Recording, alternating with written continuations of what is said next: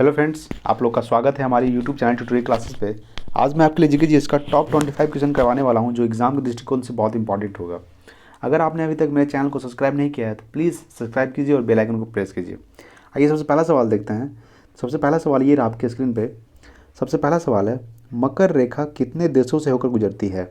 मकर रेखा कितने देशों से होकर गुजरती है? तो मकर रेखा 10 देशों से होकर गुजरती है। ठीक है, कितने देश? 10 देश।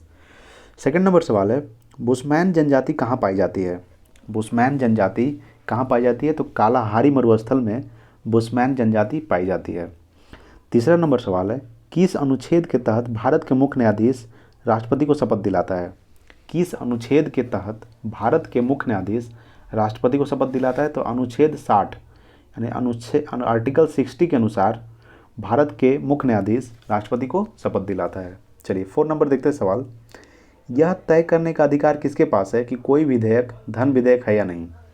यह तय करने का अधिकार किसके पास है कि कोई विधेयक धन विधेयक है या नहीं? तो लोकसभा का अध्यक्ष तय करता है कि कोई विधेयक धन विधेयक है या नहीं। 5 नंबर सवाल है, दुनिया की दूसरी सबसे ऊंची चोटी का क्या नाम है? दुनिया की दूसरी सबसे ऊंची चोटी का नाम गॉडविन ऑस्टीन है, जिसको केटू बोलते हैं। ठीक है, इसका ऊंचाई है 8611 मीटर। ठीक है, इसका ऊंचाई कितना है? 8611 मीटर। 6 नंबर सवाल है, लोकसभा को स्थगित करने का अधिकार किसके पास है? तो लोकसभा को स्थगित करने का अधिकार राष्ट्रपति के पास है। किसके पास है? राष्ट्रपति के पास। 7 नंबर सवाल है, भारत की संसद की सबसे बड़ी समिति कौन है? यानी उसका क्या नाम है या कौन है? तो उसका नाम है प्राक्कलन समिति। ठीक है, यानी भारत की संसद की सबसे बड़ी समिति प्राक्कलन समिति। चलिए अगला देखते हैं 8 नंबर सवाल। तो 8 नंबर सवाल है, भारतीय संविधान के किस अनुच्छेद में आधिकारिक भाषा के रूप में हिंदी के बारे में वर्णित किया गया है? यानी भारतीय संविधान के किस अनुच्छेद में आधिकारिक भाषा के रूप में हिंदी के बारे में वर्णित किया गया है? तो अनुच्छेद 343 में। ठीक है, अनुच्छेद 343 में वर्णित किया गया है। चलिए 9 नंबर सवाल देखते हैं। 1 डिग्री देशांतर में कितने मिनट का अंतर होता है? 1 डिग्री देशांतर में कितने मिनट का अंतर होता है? तो 4 मिनट का अंतर होता है। कितने मिनट का?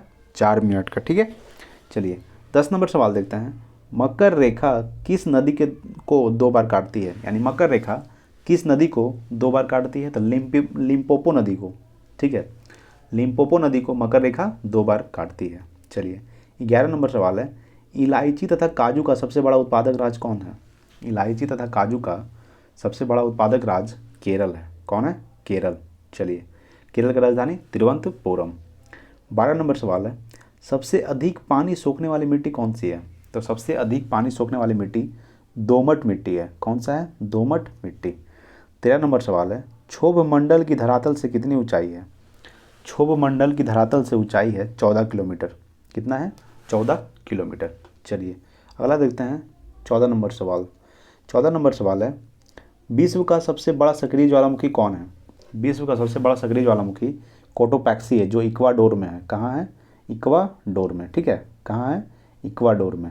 चलिए 15 नंबर सवाल है, किस अनुच्छेद में निर्वाचन आयोग का प्रावधान का उल्लेख है? किस अनुच्छेद में निर्वाचन आयोग के प्रावधान का उल्लेख है? तो अनुच्छेद 324 में निर्वाचन आयोग, इलेक्शन कमीशन। ठीक है, चलिए 16 नंबर सवाल देखते हैं। 16 नंबर सवाल है, किस अनुच्छेद के तहत भारत के राष्ट्रपति को संसद के दोनों सदनों की संयुक्त बैठक बुलाने का अधिकार देता है? यानी किस अनुच्छेद के तहत भारत के राष्ट्रपति को संसद के दोनों सदनों की संयुक्त बैठक बुलाने का अधिकार देता है? तो अनुच्छेद 108। ठीक है, अनुच्छेद 108 भारत के राष्ट्रपति को संसद के दोनों संयुक्त बैठक बुलाने का अधिकार देता है। 17 नंबर सवाल है, कर्नाटक की लोकसभा सीटों की संख्या कितनी है? तो कर्नाटक की लोकसभा सीटों की संख्या 28 है। कितनी है? 28। चलिए 18 नंबर सवाल देखते हैं। हरियाणा की लोकसभा सीटों की संख्या कितनी है? तो हरियाणा की लोकसभा सीटों की संख्या 10 है। कितना है? 10। 19 नंबर सवाल है, भारत का कौन सा पड़ोसी देश विश्व में अफीम का सबसे बड़ा उत्पादक देश है? भारत का कौन सा पड़ोसी देश विश्व में अफीम का सबसे बड़ा उत्पादक देश है? तो अफगानिस्तान है। कौन है? अफगानिस्तान। इसका राजधानी काबुल। चलिए 20 नंबर सवाल है, बांधवगढ़ राष्ट्रीय उद्यान किस राज्य में है?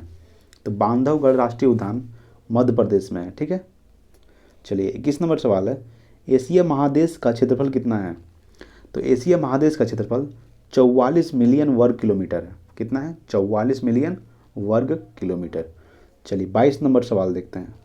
तो 22 नंबर सवाल है, चीन की स्थलीय सीमा कितने देशों के साथ लगती है?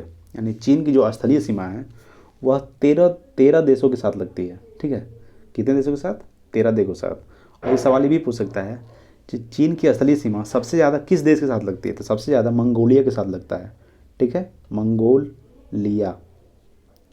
ठीक है, मंगोलिया के साथ लगता है।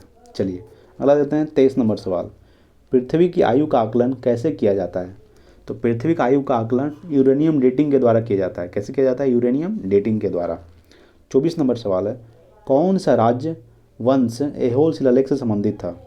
यानी कौन सा राजवंश ऐहोल शिलालेख से संबंधित था? तो चालुक्य राजवंश। चालुक्य राजवंश ऐहोल शिलालेख से संबंधित था। 25 नंबर सवाल है, भारत में राष्ट्रीय मतदाता दिवस कब मनाया जाता है? तो भारत में राष्ट्रीय मतदाता दिवस 25 जनवरी को मनाया जाता है। कब मनाया जाता है? 25 जनवरी को। 26 नंबर सवाल है, धन्वंतरि पुरस्कार किस क्षेत्र में दिया जाता है? धन्वंतरि पुरस्कार चिकित्सा के क्षेत्र में दिया जाता है, चिकित्सा के क्षेत्र में। 27 नंबर सवाल है, हरित क्रांति के जनक कौन है? तो हरित क्रांति के जनक डॉक्टर नॉर्मन बोरलॉग हैं। कौन है? Doctor Norman Borlaug. 28 नंबर सवाल है, फ्लेमिंग त्यौहार किस राज्य में मनाया जाता है? तो फ्लेमिंग त्यौहार आंध्र प्रदेश में मनाया जाता है। किस राज्य में मनाया जाता है? आंध्र प्रदेश। 29 नंबर सवाल है, विश्व पृथ्वी दिवस कब मनाया जाता है? तो विश्व पृथ्वी दिवस 22 अप्रैल को मनाया गया है, जो अभी हाल फिलहाल, ठीक है, 22 अप्रैल को मनाया जाता है। चलिए सबसे लास्ट सवाल 30 नंबर सवाल है। ठीक है, दल बदल विरोधी कानून भारतीय संविधान में किस अनुसूची में है? दल बदल विरोधी कानून भारतीय संविधान के 10वीं अनुसूची में है। क्या अनुसूची में है? 10वीं अनुसूची। चलिए, और आपके लिए एक सवाल है, इसका आंसर बताना है आपको कमेंट करके। ठीक है, क्वेश्चन है, अजंता एलोरा एलिफेंटा की गुफाएं किस राज्य में पाई जाती है? अजंता एलोरा और एलिफेंटा की गुफाएं किस राज्य में पाई जाती है? इसका आंसर आपको कमेंट करके बताना है। ठीक है, चलिए आज के लिए इतना ही। जय हिंद, जय भारत। Thanks for watching.